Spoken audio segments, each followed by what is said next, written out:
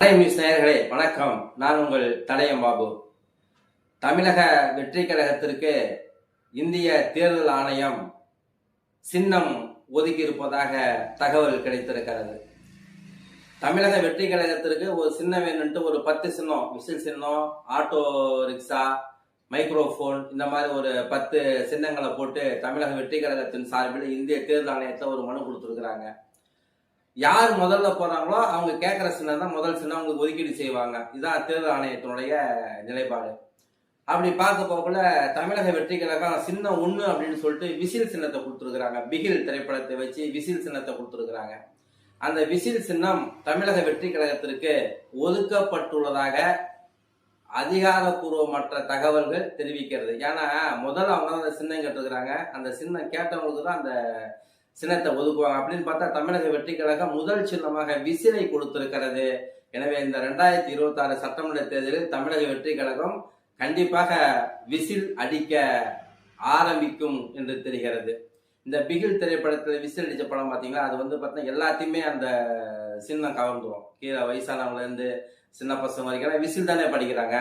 அந்த விசில் சத்தம், விசில் சின்னம் தமிழக வெற்றி கழகத்திற்கு கிடைப்பதற்கான வாய்ப்புகள் 99% அதிகமாக இருக்கிறது. அப்புறம் பார்த்தீங்கன்னா நம்ம தேர்தல் ஆணையத்துடைய இந்த தேர்தல் இயந்திரம் இருக்கு இல்லைங்களா, அந்த ஓட்டு போடுற மிஷினு, அதில் பார்த்தீங்கன்னா அந்த விசில் சின்னத்தை வச்சாலும் நல்லா தெரியும். வேட்பாளர் பேர், அந்த விசில் சின்னம் அப்படின்னு பார்த்தீங்கன்னா நல்லா தெரியும். ரெண்டாவது, பிரச்சாரம் பண்ணக்குள்ள பார்த்தா அந்த சின்னத்தை வரைவதற்கும் சின்னத்தை எடுத்துக்கொண்டு செல்வதற்கும் தமிழக வெற்றி கழகத்திற்கு எந்த ஒரு இடையூறும் சிக்கல் அப்படி டக்குன்னு தூக்கி விசில் சின்னத்தை கையில் பிடிச்சிக்குவாங்க. 100 விசில் அங்கே வச்சுட்டு விசில் ஊதிட்டே போவாங்க. 100 பேருக்கு விசில் சின்னம் கொடுப்பாங்க. ஓட்டர்ஸ் எல்லாம் விசில் சின்னம் கொடுப்பாங்க.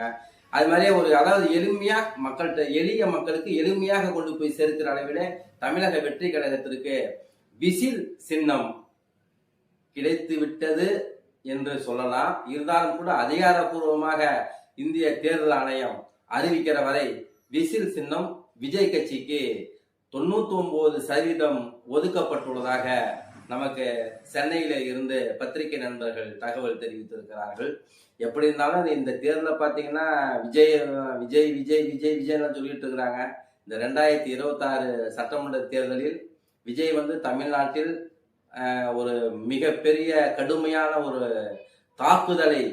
தேர்தல் தாக்குதலை நடத்துவதற்கான வாய்ப்புகள் ரொம்ப அதிகமாக இருக்கு. அவரை பார்த்து எல்லாம் அஞ்சிட்டு இருக்கிறாங்க. இந்த தேர்தலில் திமுக, அதிமுக, சீமானை தாண்டி தமிழக வெற்றி கழகத்தினுடைய அடிக்கக்கூடிய சின்னத்தினுடைய விசில் சின்னம், அந்த விசில் சத்தம் தமிழக தலைமை செயலகத்தை, கோட்டையை எட்டுமா என்பதை பொறுத்திருந்து பார்ப்போம். வணக்கம்.